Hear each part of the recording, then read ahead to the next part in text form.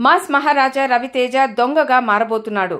Lady పోలీస్తో ప్రేమాయణం కూడా నడపబోతున్నాడు. అయితే ఇదంతా కూడా కేవీ అనుదీప్ దర్శకత్వంలో చేయనున్న సినిమా కోసమే. జాతిరత్నాలు సినిమాతో దర్శకుడు అనుదీప్ పేరు ఒక్కసారిగా మారుమోగిపోయింది. నిజానికి అది ఆయనకు రెండో సినిమా. పిట్టగోడ అనే సినిమాతో దర్శకుడిగా పరిచయం అయ్యాడు అనుదీప్. కానీ ఆ సినిమా గురించి పెద్దగా ఎవరికీ తెలియదు. ఆ తర్వాత జాతిరత్నాలతో అవుట్ అండ్ అవుట్ ఎంటర్టైనర్ తీసి ఘన విజయాన్ని అందుకొని అందరి దృష్టిని ఆకర్షించాడు.